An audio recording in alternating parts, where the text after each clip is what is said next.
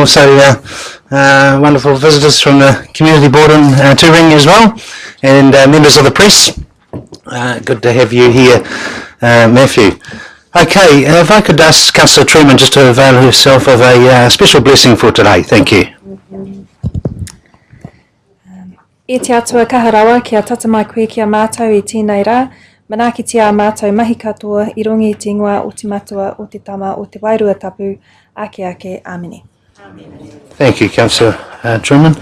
There's apologies from Councillor Williamson. He's on international duty in Christchurch. If I could have a mover for Councillor Williamson. Thank you, Councillor Christosky. Seconded by Councillor Stewart.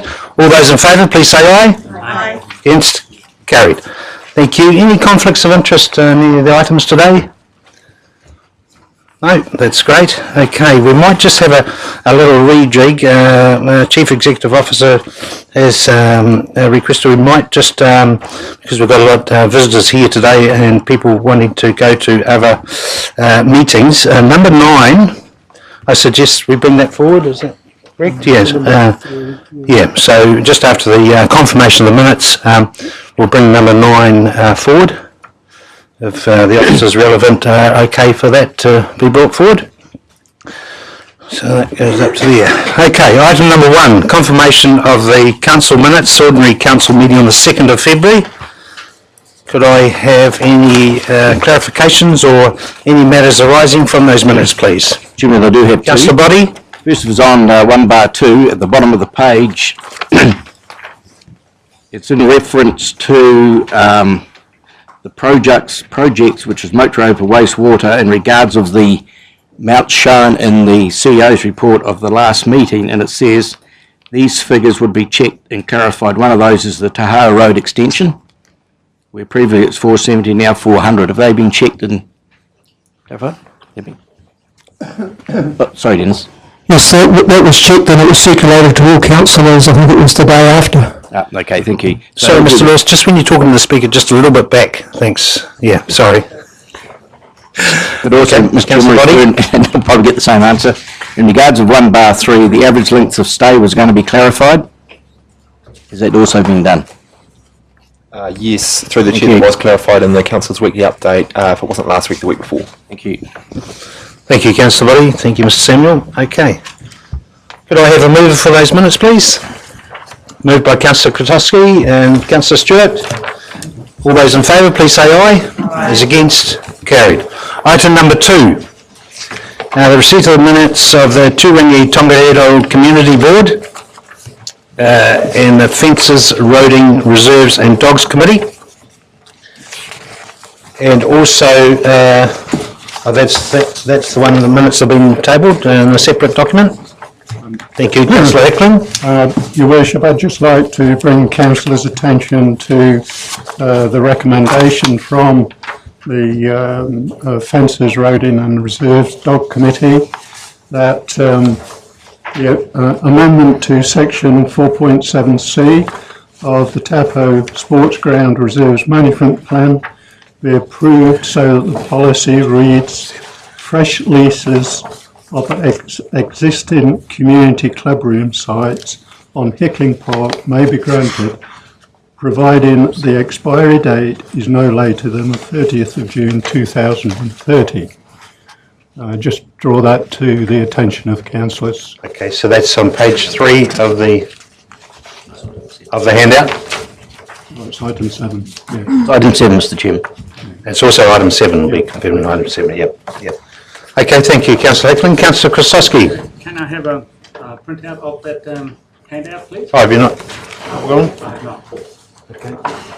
Sorry. Thank you. All right. Any matters arising from those minutes? Any other matters arising from those minutes?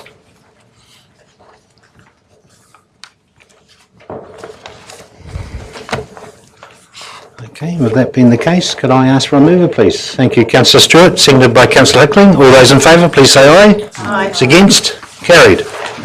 Okay, we'll bring item number 9 forward now. Is that correct? Who's presenting this one? The grants and policy. Oh, Tina? Mrs. Tina Jakes. Thank you, Tina. from Rose might be able to make sense. Oh, here she is. Afternoon, Rose. So once the grants and partnership policy was adopted, one of the requirements in there was to adopt a new set of application forms and account working forms, which are attached on 9.4. The other part is in relation to, and during the workshops, members discussed around distributing agencies and ability for people to present and present in a public meeting. There's something in the policy which captures that, so there's other items here for that discussion. One of the things really on 9.1 in terms of the options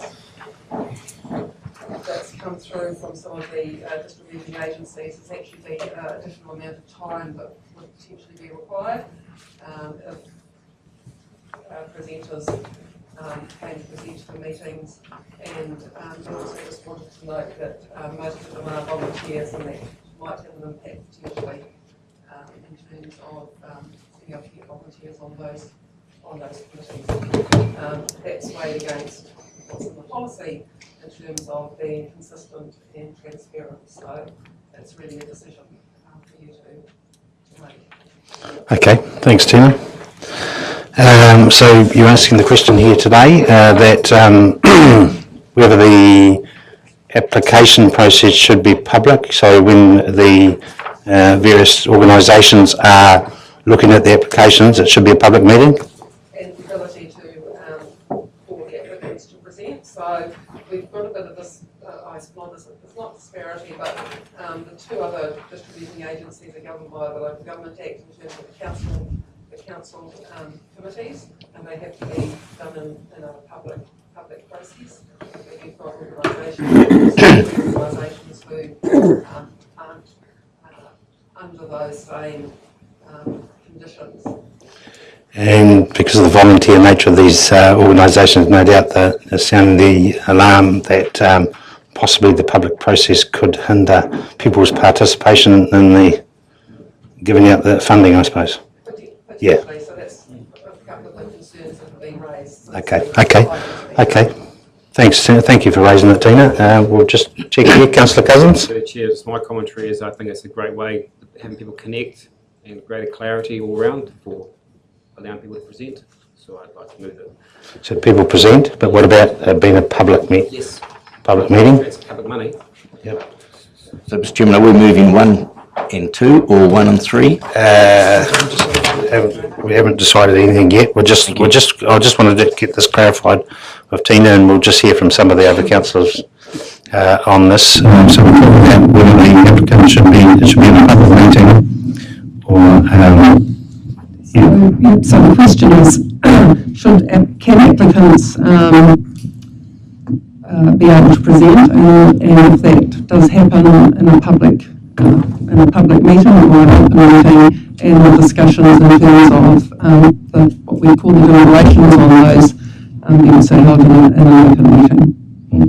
Certainly happy with the presentation, the applicant want to present. That's no problem with the committee. I think difficulty around the public. The meeting couldn't quite get it quite broad, I suppose, I suspect, and that's why the concern has been relayed, no doubt. Councillor Stewart? Just again, if the members are with the public and who are presenting, it's only the presenters that are speaking. The public are there just because they're interested, not just but because they are interested. So I don't think it would prolong the thing because the public won't be asking questions. It's only the presenters and the people they're presenting to that will be answering and asking questions. Okay. Councillor Jones? Just in speaking to this item, I mean, at the end of the day, these distribution agencies are distributing ratepayers' funds on our behalf. So I think consistency with our policy and the way we operate outside of that should be adhered to. Also, if we talk about policies here that says that our activities must be transparent, fair, and we need to be consistent, then I would support support having those meetings, both an open forum and allowing applicants to present as well. In terms of the effect of time on that's involved with this, as Councillor Stewart has just alluded to, if there are public meetings, the people in the audience are not taking part, they are just members of the audience, and so I don't really see that there'll be a lot more time. If I take Wairua House, for example, on average they get about 30 applications, so I can't see that would be a dramatic increase in anybody's commitment. And I also think it's beneficial for our communities to see democracy in action, and it can only but increase engagement with those distribution agencies, with their services, and it gives people an opportunity to see what organisations are out there and are asking for help. I think all round it builds better understanding. Councillor Park? Yes, thank you, through the Chair. I completely agree with Councillor Stewart and Councillor Johns. I also think that because often these funding applications can be filled in by volunteers, that it will also help them learn from other agencies, and sometimes people aren't necessarily as strong on paper as they are in vocalising what it is they're actually after. And I actually think it would give the deliberation process a far more transparent appeal if there was the opportunity for the committee to ask questions, because sometimes you need clarity, and if you don't have that open and transparent process, then you're not going to get as an efficient use of our monies, or the ratepayers' monies, as there could be. Thank you, Councillor Park. Okay, we have councillors that have been perhaps on these committees that are going to have funds. We'll see any difficulties with this. Councillor Trewavas. Yeah, I'm the opposite way of thinking. Like say, I've been on COGS and I don't know if that's changed since I was on there, but we just have received written applications. I don't have any problem with seeing it being presented to. I think that's good as far as engagement with the community, and you can get to ask questions that you might not have been able to get from the paperwork. But as far as deliberating and deciding where the money goes, I know you've only got a certain amount of money, and so you might say, yes, this group can get this amount, and then come to the end and you've got no money left, so then you've got to go take it off, and you've got to try and justify why you're taking it all off. And it can be hard if you're doing it in a public arena, if you've got someone that thinks, oh cool, we're getting this amount, and then when you get to the end and you try and be fair and juggle all these groups, it can be quite hard. So I think, I personally think that would be, it's a understandable rule for public transparency, but actually attracting the volunteers to go on as organisations and putting applicants in front of them and talking about how much money we're going to give you, it starts to get a bit difficult, but I can understand both sides. Yeah, from a Kaunihera perspective, like, so we always have some people that present to us as well as the written applications. So they'll present, we ask all the questions that we didn't necessarily get from the information that was provided, which is really good, and gives you a better handle on what they actually wanted to do. But then at the end, those people leave and then we discuss it. And that's how it's always. So the deliberations are actually done in committee? No, it's not in committee, but most people gone. Everyone's gone, yeah, we'll do it. Councillor Clinton?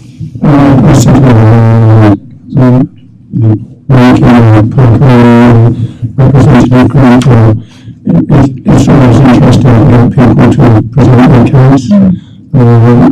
Likewise, creative Taupo, we always ask people if they want to present their case. But I've just got a few reservations about the deliberation, so it's got to be transparent, obviously, but that's definitely the committee concerned. Okay, Councillor Stewart, Councillor Harvey. In a part when we do our deliberations, we have people come and present, but they also are allowed to sit through our deliberations as well. I find that very difficult, but I'm told that under the Local Government we have to do that. We cannot, I don't know, because typically we ask them to go, we have to do it. So they're actually in the room, and that can be very difficult. I would like to do it when I'm not there because it just makes life easier, but I can see that we need to be transparent. But with the other organisations that are voluntary based, like we're a community board and we are attached to council, so I understand the need for us to be that way, but I still feel that it would be nice if the groups that are applying for the funding got to actually present if they wanted to as well. They don't need to be there during deliberation if that is too big an ask. But I do think they need to be able to present. I've sat on COGS as well as a deliberating committee member and found that you get allocated somebody to look through. You spend an awful lot of time on the telephone or going to places to ask the questions you need. If they came and did it in front of the whole board, it would be much easier. But they're not there when you're doing this. So yeah, I can understand why the board are slightly different, but I do feel that the community organisations should have a chance to present their case, as Anna was saying. Some of them are better at doing it in person than on paper, and it can mean a lot to deliberations.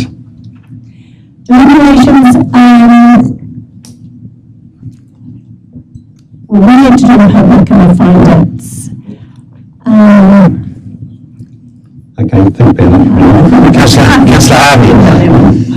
I think it's really helpful if the presenter is there to present their case, because yes, when we're doing the community grants, I find it really frustrating if we have questions and we have to go back and ask, and then we have to have another sort of think or an email round. So I think it would be great to have them there present.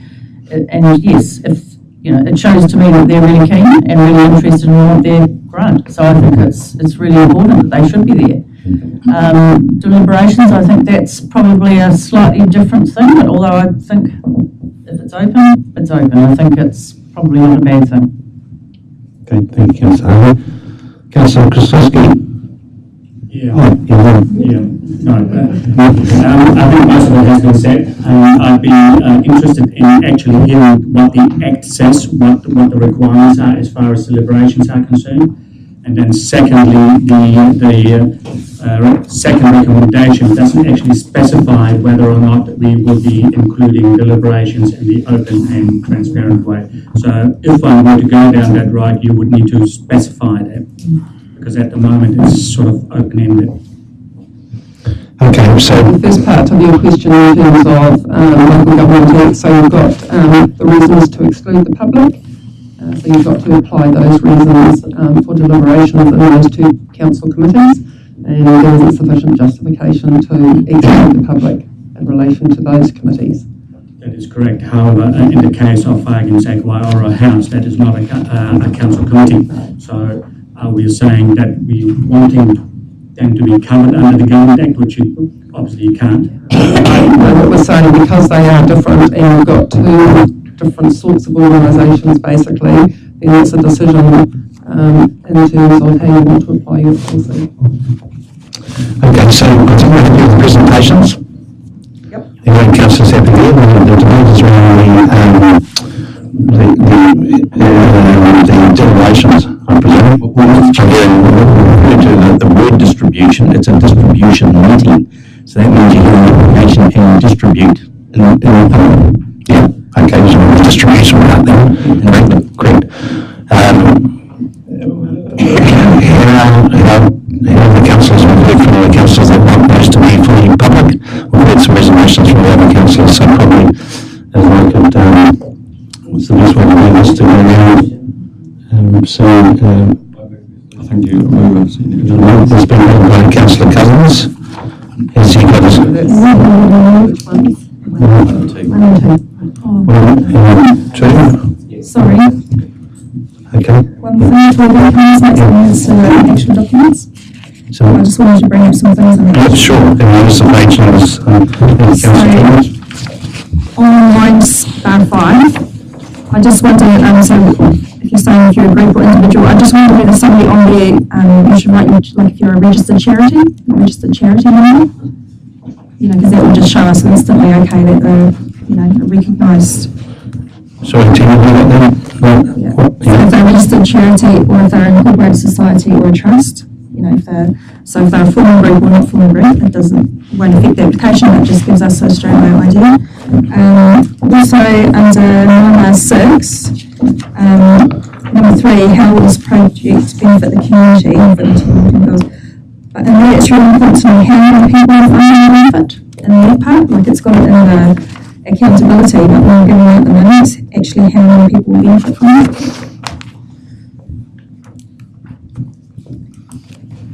And under number 8, I just wonder whether it needs to say somewhere, like if they currently receive other government funding, why can we not do this project using that money? So like for example, we get a school, and that's the first question they say, well, why is a school applying, why can't they use the ministry funds? So if there isn't, so that they can write the reason, we're applying for this because, I don't know, whatever the reason is, they won't pay for the pools or whatever it might be. So because that's always a question we ask. And if it's just going to be, if we're just going to get written applications, if the person doesn't come in, that's always a question. And in the declaration part, where it says, number 8.7, where it says complete the project activity within a year of the funding being approved. I was thinking maybe there was something in here to say something or else return the grant in full, because we don't actually state, if they don't spend the money or don't expend the whole money for the purpose that it was, that they've got to give it back. And the process of how to do that. Please, Steve, can I just have a bit of clarification? You said give the whole money back if they don't use it. The portion that they don't use. Well, it depends what it is. Yeah, like if it was given for a purpose and that purpose isn't used, then you do the whole lot. Yes, but if a portion isn't spent, we say we got it for running costs or something like that, and you didn't use quite as much as you thought, a portion was back. You would have used it for different uses. Yes, goes back. You really used it for the purpose? Yeah, so it wasn't used all of it. Yeah. You're only returning it. You can't say, if you haven't used it, you return it. You need to clarify that it's for the portion you haven't used. For the purpose, yeah. For that purpose, yeah. Sorry, Is it finished? Yeah. Councillor Trewavas? So that was my last one, if it's not fully expended. Yeah, so that first one was if the grant hasn't been used within a year to return it in full, whereas if it's been partly expended, then to return the monies within the 12-month period, at the end of that 12-month period. So that was in number 1, attachment 1, and then in number 2, so in the accountability form, number 12, so it's got here the grant received and the balance remaining. So if there's balance remaining, it doesn't say what to do with it. So maybe if there's a balance remaining, to contact someone to talk to or to put it into a bank account or whatever they're supposed to do if there's something left over.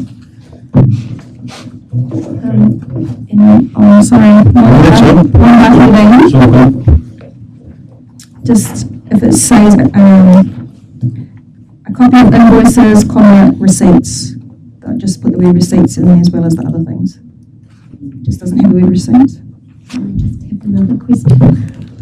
Yeah, that's it. Where it says balance remaining, it says application summary, project events name, then grant amount received, balance remaining. Is the balance remaining not what you have to send back because you've spent it? So that you haven't spent it all, so that would have to be clarified here, balance remaining, and then they've been told to return it.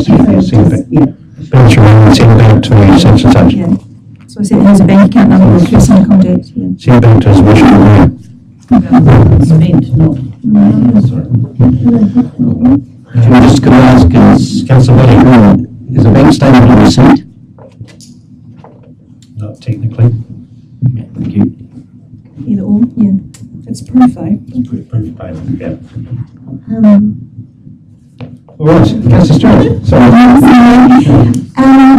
When we're talking about applicants presenting, not all applicants will want to present. So I don't think it needs to be made mandatory that they do, otherwise your day can be very, very long. And if they feel that they've put enough in their application to support their application, then I don't think it should be compulsory that you present. Yeah, sorry. Just want to clarify. Can I ask the member perhaps a slightly amended to applicants can present the application? And number 2. Are allowed. Just want to make sure it's clarified. Okay, you happy with that, Councillor Stewart? Can I see some clarification? No, we're doing some changes to point 2, are we? That I don't see that allowed. No, sorry, I didn't see the allowed. It was just about in-depth deliberation. Well, you'll move the resolution as it does. It's been seconded, I think, by this one, Councillor Johns. Do we want, has anyone want to speak against the resolution? Well, Chair, I just want some clarification in regards of 3. We're talking about all distributing agencies and then sending 3 out. If you're saying all, does that include them? No, we'll leave all out of it. Just do 1 or 2 at the moment. So if 1 or 2 is passed, what happens to 3? It drops off. It drops off. To answer the discussion on why, one of the things we've discussed in the past is particularly Wairua House, is the distribution of those monies. And I thought what we were attempting to do was have them all of them, Sports Advisory, Credit Tampa, all in one basket, so we can look at all the applications of everyone that gets the money and distributes. That's what we're doing. Yeah. And that, yeah. So all the clarification of 1 and 2 are passed. Those that are itemised in clause 3 come on board. Yes. They do. Thank you. As are all the agencies that we fund. Yep. So cross number 3, yeah. So it's been moved by Councillor Cousins, seconded by Councillor Johns. Does anyone want to speak against the resolution? I just want clarification again, please. Clarification from Councillor Stewart. When you're voting for the application at distribution meetings, are you voting that they're allowed to present but don't be there during the financial deliberations, or are we doing the whole package that they're there during the whole thing? What's a public meeting? So it's all hours they Just like. think that they're clear in my mind. So the natural process, they'll present their case and then probably Thank you. you said most of them. Thank you. Yeah. The whole duration. But they're able to stay the whole duration. Thank you, I just needed that clarified. Okay. You want to speak against the resolution? Councillor Krasowski? Can we actually do law stipulate to a trust or charitable organisation how to run their organisation? That's one of the reasons I put the number 2 from 1st of July when the new contracts come into force. So it will be part of the new contract, in terms right? of, Okay. In terms of that. Okay. And those organisations might decide that they might not want to do that. Okay, been moved and seconded. All those in favour, please say aye. Aye. Those against? Councillor Trewavas, would you like that recorded? Public part. Yep. Do you like that recorded, Councillor Trewavas? Certainly. Motion is, resolution is carried. Thank you.